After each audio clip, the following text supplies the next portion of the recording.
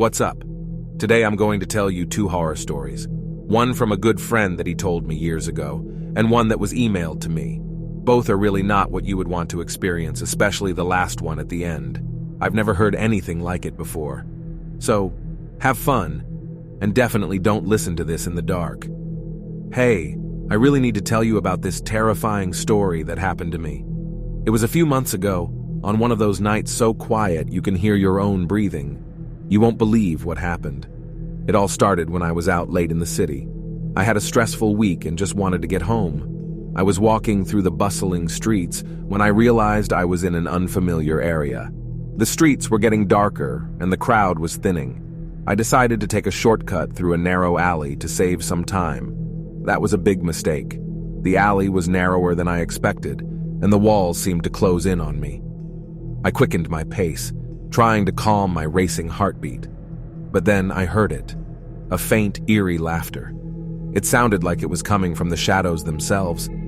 I turned around, but there was no one there. I thought maybe I was just imagining things. As I ventured further into the alley, the strange feeling intensified. I couldn't shake the feeling that someone was watching me. And then I heard it again, the laughter, louder and closer.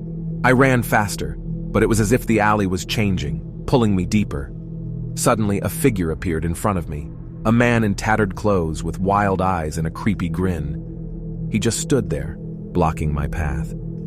I wanted to turn back, but I could only move slowly. I'd never seen a face like his before. I was practically trapped.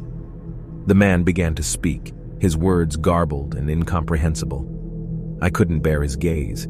It felt like he was staring right into my soul. My heart raced and panic overwhelmed me. I asked him what he wanted, but his answer was even more unsettling. No joke. He said he was a collector of fears and that he was seeking new emotions. He wanted my fear, my raw, unfiltered terror. I couldn't believe what I was hearing. It felt like a nightmare. Then, I managed to turn around and start running, but he was faster. About 300 meters from the street, you could barely even see it. It was so far away.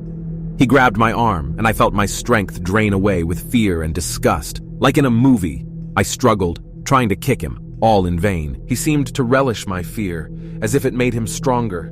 I was on the brink of despair when I summoned one last burst of energy.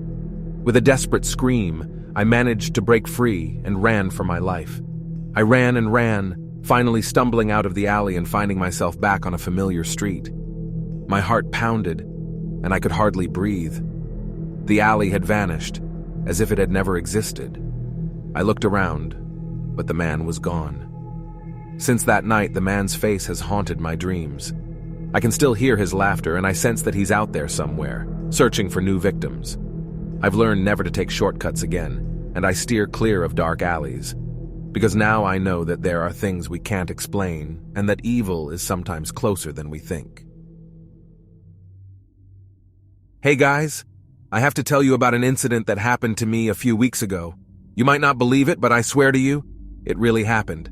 It was one of those stories you usually see in horror movies, but it actually happened to me. So sit back. It was on a rainy evening in autumn when I was driving back home from a business trip. The roads were wet, visibility was poor, and I was pretty tired from all the traveling. I was alone on the road, with only one thing on my mind: to get home as quickly as possible. I was driving on a deserted highway surrounded by dense forest.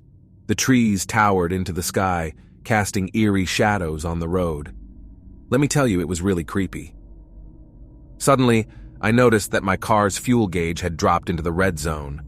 I hadn't expected to have to drive so far, and now I had a serious problem. I looked for a sign indicating the next gas station, but it seemed like I had gotten lost deep in the wilderness. My phone had no reception, so I couldn't even call for help. I was truly on my own. I continued driving for a while, hoping to find a gas station soon. However, minutes turned into what felt like an eternity, and it seemed like I was driving deeper into the woods. Suddenly, an old sign appeared in front of me, pointing to an abandoned road. I was so desperate that I decided to follow that road, hoping to find help somewhere. The road became narrower and creepier, and I wondered if this was really a good idea. But I had no choice. Suddenly, a lonely gas station emerged from the mist. I could hardly believe my luck and felt relieved as I pulled into the parking lot. The gas station looked run down, as if it hadn't been in operation for years. But I was just glad to have come across someone. I got out of the car and walked towards the abandoned gas station. I shouted loudly, but no one answered. I entered the building and found a dusty room with old magazines and empty shelves. I was about to leave the room when I heard a noise. I turned around, but there was no one there. My heart started racing and I felt a chill run down my spine. Suddenly, I heard footsteps behind me. I spun around and stared into the darkness of the room. I could barely make out anything, but I knew I wasn't alone. I shouted again, this time louder, but there was no response. The voice grew louder. Panic gripped me and I ran to the door, almost tripping over my own feet. I reached the outside and saw that my car was gone. In its place was only darkness.